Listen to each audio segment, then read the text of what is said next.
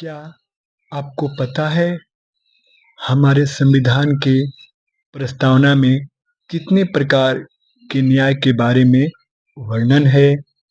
क्या प्रस्तावना में 5 तरह की आज़ादी हमारे प्रतिष्ठा एवं अवसर बढ़ाएगी? क्या प्रस्तावना संविधान का मूल अंग है? अगर आपको ज्ञात नहीं है तो आइए आज हम इसके बारे में विस्तार से जानेंगे और समझेंगे। किसी भी किताब एवं ग्रंथ की आरंभ उद्देशिका प्रस्तावना से होती है। इस ग्रंथ एवं किताब का क्या उद्देश्य है, क्या लक्ष्य है, इसके बारे में जानने के लिए पहले उसकी प्रस्तावना को पढ़ा जाता है। ठीक उसी तरह हमारे संविधान का आरंभ उद्देशिका या प्रस्तावना से होती है, जिसके द्वारा हमारे संविधान के लक्ष्य एवं नीतियाँ तथा इसके उद्देश्यों को समझने में सहायक होता है। यानी भारतीय संविधान की उद्देशिका से हमारे संविधान निर्माताओं की विचार एवं उनके आदर्श के बारे में जानते हैं। हमारे संविधान सभा में 13 दिसंबर 1946 को जे.एल. नेहरू द्वारा संविधान का उद्देश्य प्रस्तुत किया गया एवं 22 जनवरी 1947 को उद्देश्य प्रस्ताव को संविधान सभा ने स्वीकार कर लिया। विदित है कि उद्देशिका यानी प्रस्तावना की भाषा ऑस्ट्रेलिया के संविधान से, जबकि प्रस्तावना का विचार अमेरिका के संविधान से ग्रहण किया गया है। उल्लेखनीय है कि 42वें संविधान संशोधन वर्ष 1976 में उद्देशिका में प्रथम पारा में समाजवादी एवं पंथनिरपेक्ष, जबकि 6वें पारा में अखंडता शब्द जोड़ने के बाद हमारे संविधान का उद्देशिका इस प्रकार है। हम भारत के लोग भारत को एक संपूर्ण प्रभुत्व संपन्न, समाजवादी, पंथनिरपेक्ष, लोकतंत्रात्मक गणराज्य बनाने के लिए तथा उसके समस्त नागरिकों को सामाजिक, आर्थिक और राजनीतिक न्याय, विचार, अभिव्यक्ति, विश्वास, धर्म और उपासना की स्वतंत्रता, प्रतिष्ठा और अवसर की समता प्राप्त करने के लिए तथा उन सबों में व्यक्ति की गरिमा, राष्ट्र की एकता और अखंडता सुनिश्चित करने वाली बंधुता बढ़ाने के लिए दृढ़ संकल्प होकर अपने इस संविधान सभा में आज दिनांक 26 नवंबर 1949 मिति मार्ग शीर्ष शुक्ल सप्तमी संवत 2006 विक्रमी को इस संविधान को अंगीकृत, अधिनियमित और आत्मर्पित करते हैं। हमारे संविधान के प्रस्तावना में 3 तरह के न्याय बताया गया है: सामाजिक न्याय, आर्थिक न्याय और राजनीतिक न्याय।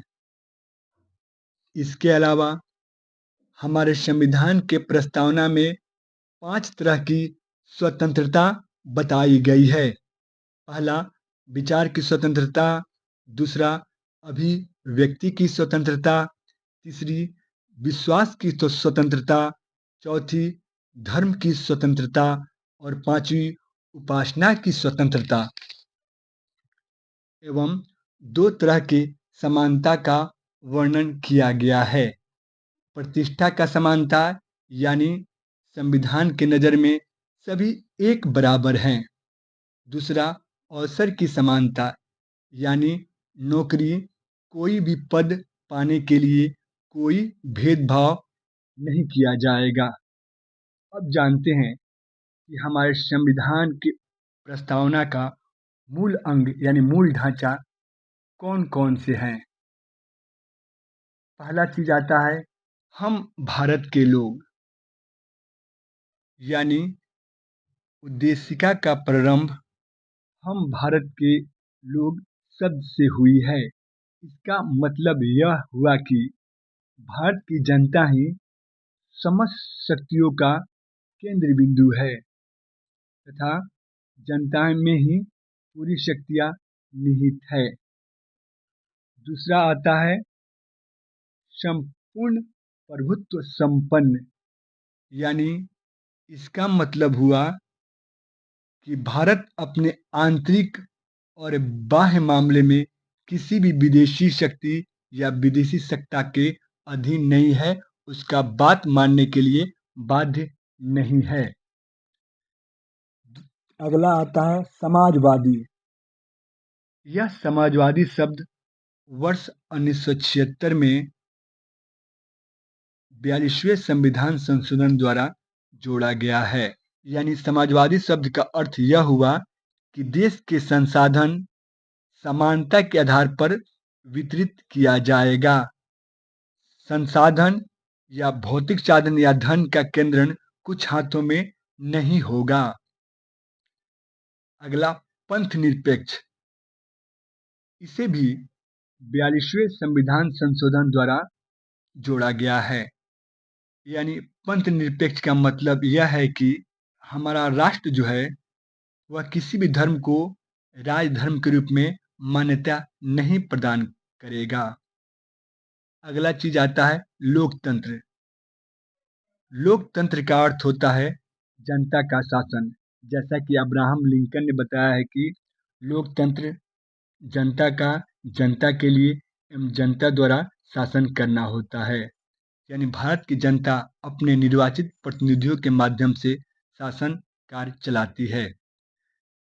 अगला बिंदु होता है गणराज्य।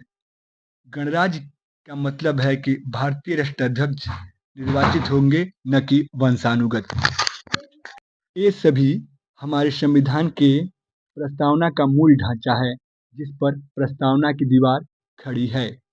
हमारे संविधान के अंतिम पैरा में संविधान के अंगीकार, स्वीकार करने, अधिनियमित करने की तिथि का वर्णन किया गया है, जिसे 26 नवंबर 1949 को राष्ट्र के लिए समर्पित किया गया है।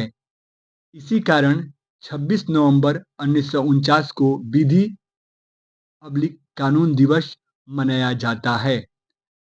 हमारा संविधान एक कल्याणकारी राज्य की अवधारणा पर आधारित है, जिसका उद्देश्य है बहुजन हिताय बहुजन सुखाय। अब प्रश्न उठता है कि क्या हमारा प्रस्तावना उद्देशिका संविधान का अंग है या नहीं। इस संबंध में माननीय सुप्रीम कोर्ट के निर्णय जानने योग्य है, जिसमें यह स्पष्ट हो जाएगा कि उद्देशिका अंग है या नहीं।